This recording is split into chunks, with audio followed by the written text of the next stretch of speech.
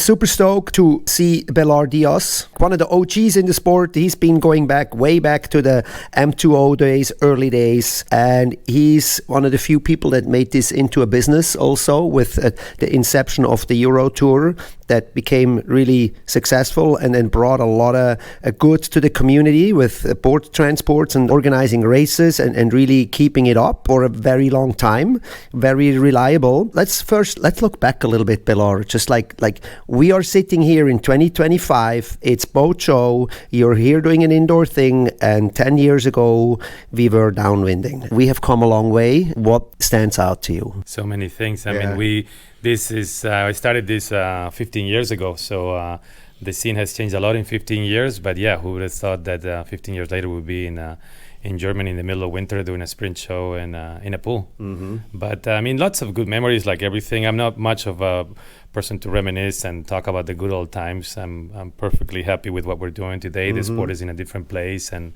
we have a lot of great things going for the sport. It's consolidated a lot. So yeah, no, in general, the view within for the Euro Tour and the sport as a whole it's quite positive. Yeah, we are. You know, a lot of people here always say SUP is dead, and they're really trying to talk it down. That is absolutely not the case. We've seen how many people showed up. We called, they came, you came, and along did you bring a lot of elite people, and everybody else wanted to come to see them. So SUP is far from being dead. We're counting, 150 races throughout the year. One thing that concerns me sometimes a little bit as a media is that it seems very fragmented, and your tour is the only one that kind of concentrates the high names, the high level of SUP racing on actually in a ranking system with a tour. Yeah, I mean, look, as far as being dead, when we started the sport 15 years ago, everybody said Windsurf was dead, and Windsurf is still kicking. So, I mean, things, everybody loves to kill the previous sport, and the previous sports are still going. There's a lot of new things with foiling and winging and all those things taking off. But the SUP is very well is practiced a lot throughout the world. I mean, not only the competition side of it. It is true on the surfing side of the sport, the wave side of the sport. It has died quite a bit, but it was a thing that was already quite small. It was never a big thing to begin with. And on the racing, I mean, we're lucky that in Europe we were slow at the beginning, but it picked up a lot, the momentum, and over the last 10 years it's really the epicenter of the sport. So I mean, everything big is pretty much happening in Europe. There's a few big races as well happening, of course, still in other places, but yeah, the sport has also become quite specialized. Back in the day, the same person, I'm thinking of Connor Baxter winning everything from a long distance, from a technical race to a sprint race to anything he could try. And now the sport is becoming more specialized, where we have sprinters, and we have people that are more technical racing, people that like long distance, ultra distance, things. There's a lot more things in the sport going on, but at the same time, that's not a bad thing. It just means that people are getting specialized. It's very hard to be a good sprinter and to be an ultra distance person. Let me ask you about this, and this is something when I'm keeping tabs on the SUP World Rankings, I personally feel that sprint racing is the most underrated discipline in SUP racing. There's very few of them, for sure. The data proves that. Why do you think that is? And for you as a tour, you are a long distance tour. Let's talk a little bit about long distance versus sprint races, the logistics behind it, and why not adding more? Why not adding sprint, man? We have sprints. I mean, that's what we're here for. So, I mean, we've had sprints before. It is true that we've had a lot of races that have been long distance, but we also have many technical races. We've done them on the waves. We've done downwinding. We have a bit of everything, but like in every tour, you cannot have. We've never been a believer in the tour of having every discipline at every spot, because it is logistically difficult to organize all that. We never believed on splitting the small prize money that we have in many places into 3 different disciplines. So we always try to do the best with the conditions that we have. So we go in a place where we have waves and we have a possibility of having a nice technical race with waves, we do that. If we go into a place where it's a nice downwinding, we try to do that. If it's a distance race, we do that. Like there's hardly any any events that have more than 12 kilometers, 10, 12 kilometers races. So the long distance per se is not even, most of the races are an hour or under. So, I mean, we're not doing, back in the days, it's true that we were doing 18, 25 kilometer races, which when we do back-to-back weekends is not a sustainable thing. At the same time, when you have 3 disciplines every weekend and then we go back-to-back weekends, it would be really tough to do that. And we are opening our sights into new things. So we have new horizons with this as a sprint race only event. And then, we're open into different possibilities. But at the same time, we really believe that the rankings that we have, they're based in what Chris Parker did back in the day with SubRacer. That is very mathematical thing. It's very fair.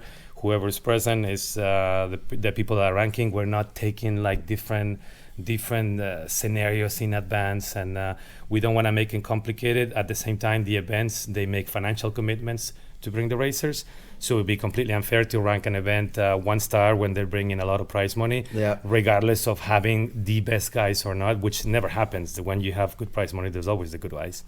And we're lucky that most of our events have the good riders. I mean, we've always taken care of our riders.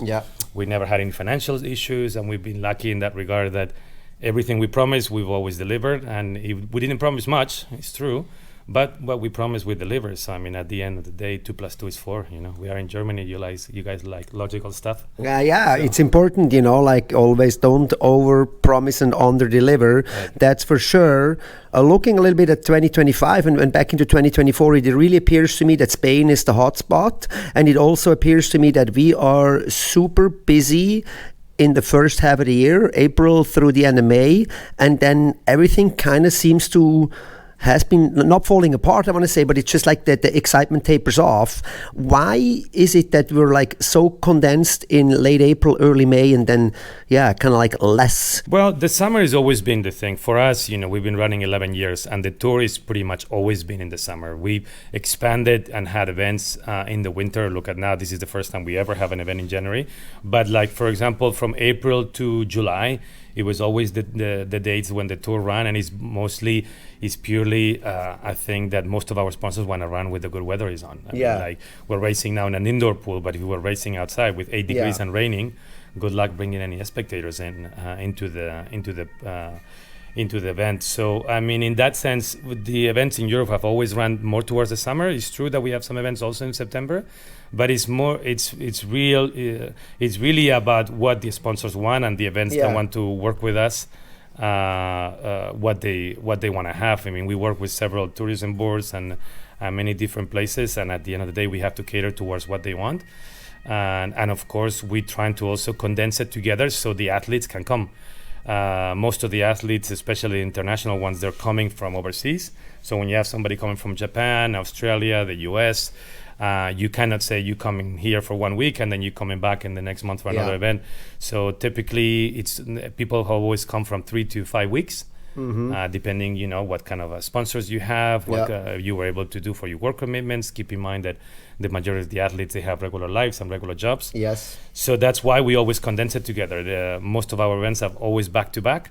And with the transport being the anchor of the whole thing, of what has always kept the tour together and cohesive and achievable for everyone, it's the thing that kind of made sense. So as far as not being the rest of the year is, back in the days where we used to have events 11 months out of the year, it was crazy. Nobody was able to do it. I remember like 12 years ago traveling, and I competed myself personally. I think it was like in 52 events. There's 52 weekends in the year, so you do the math. It was like basically every weekend there was something. But here, I'm going to jump in right here, because this is exactly what I mean. We have so many races. There's so many independent races all over the place. And it just feels like I'm a big proponent of a condensed world tour schedule where we know I want to see Mary Carmen and Alba and Espe, for example, and Duna. I want to see them racing more than just twice when it happens in May in Barcelona. I want to see them and follow them all the way till the end of the year, and then have some sort of a climactic season finale in towards the end of the year, and for some reason our sport has just run wild into all sorts of individual festival style, all over the place kind of things. And I mean, it's all good because we have participation. People are going. People are loving it. There's nothing wrong with it, but it just feels like we have it. It lacks a little bit of a structure, and the only structure that I see is like within your tour. And I'm just wondering if there's an opportunity to kind of grow further, and yeah, or what do you make in general of this whole structural thing? Yeah, I mean, like there's no doubt that there's pockets now where the sport is exploding, and you referred before to Spain. Spain is definitely a hotspot now. I mean, the best women in the sport they come from Spain. In the men's side, the young generation is really coming up and is already getting like very, very good results. So there is a lot of events going on. There's a big participation this year. We have 3 events on tour in Spain. I mean, there's big potential, and there's definitely a lot of enthusiasm towards from the Spanish community, and also from the youngster community on having more events. I mean, the problem is that it's SUP events in general, like the festival events, unless we make it into festival events, a pro tour only, it doesn't work. I mean, there's been numerous pro tours and numerous things that have tried to exist, and then nobody wants to watch 12 guys and then nobody else. I mean, SUP is not an adrenaline sport. It's very much an endurance sport. And whether you're doing 100 meters and it's a 30-second race, or you're doing 10 kilometers, it's still an endurance thing. It's not a new trick that somebody's going to pull out and win the event.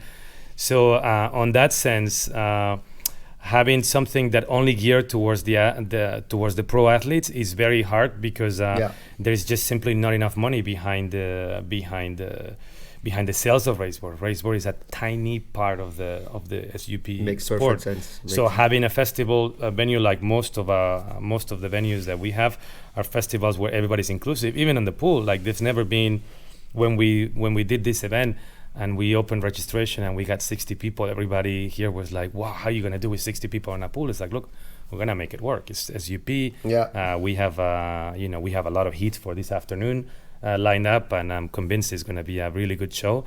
But that's the inclusive part is actually why SUP got going. Anybody can sub. And for sure, and I need to really clarify here that I'm not saying pro only. I love the festival formats, and I love when the pros show up at these festival formats, because they can also share their knowledge with the newcomers.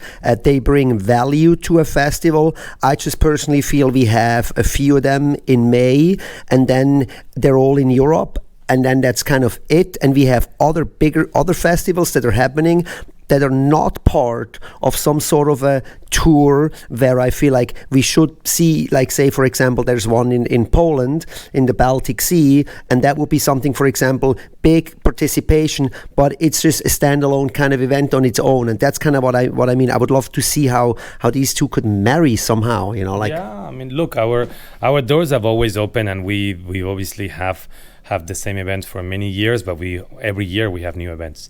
And we have an open door policy to any events. We don't restrict. We are fortunate enough to be a private company, and we don't have to have restrictions regarding federations or any other of that matter. And at the same time, we've worked with all the federations. So I mean, we in that regard, we worry about the athletes, and we care about doing a solid event for them, and at the end is having something professional. You cannot please everyone. That's the same. And the people that know me, they know I'm tough, but I'm fair, and I'm not hiding that. I'm like, you try to do the best that you can, but at the same time, there's a lot of times that people are looking for problems where there are no problems. And when you want to overcomplicate something, we can have an event here this afternoon in a pool that would take us 15 minutes to set up for one heat. If we start finding little things and little rules and little and everything. So I mean, sometimes you just you gotta be a bit more relaxed and gotta think about the sport and what people want to watch. And it is a spectacle for the spectators. In this case, we have a trade show where people are coming. They know nothing about SUP. They're looking at two guys on a pool going head to head, and they're thinking, okay, that looks cool. I can understand that. There's no trick to know. There's no specific rules to understand. It's like, okay, that guy starts there. They need to finish first, and that's it. So in that sense, we love to bring more events together, and every year when we do when we plan for the next year, we have tons of applications. Unfortunately, a lot of the people that want to do something, they're not often business realistic, and you have to have a budget in place and have to pay things in advance, and that's the reason why we never paid anybody late, because we secure all the money in advance, and it's not it would be nice if we can give them 10,000 euros prize money. No, it's like, we have 10,000 euro prize money. You're getting 10,000. You're not getting 9. You're not getting 11. You're getting 10. And that's very important. Very important. It's this reliability for sure. And last point, you brought it up, and spontaneous. I know this is a little political thing, the whole federation thing. Did you look at that? Do you care, or are you kind of like just beyond this whole thing, or what's there? Well, you know which way I'm leaning. But yeah, to me, it's like, let's paddle more, and let's Chris used to use that thing, paddletics, right? Paddletics or whatever it was. And then I'm the same way. Like, it's like, let's stop spending or wasting time, rather, talking about things or what we could do, and let's just do something. Yeah, let's do it. And then when you make something happen and people are happy, then you're going the right way. Sorry. And if you're not doing that, nothing is moving. So talking about what could it be, it's nice, but it's like opinions. Everybody has one. That doesn't mean that we all have to give our opinions. Yeah. Well, you said it. Paddle more, talk less. Let's go do. Thank you guys so much for listening and watching. There's so much interesting stuff here. We could do podcasts once a week, half an hour long. But for now, we got to go back to the race pool. Thank you.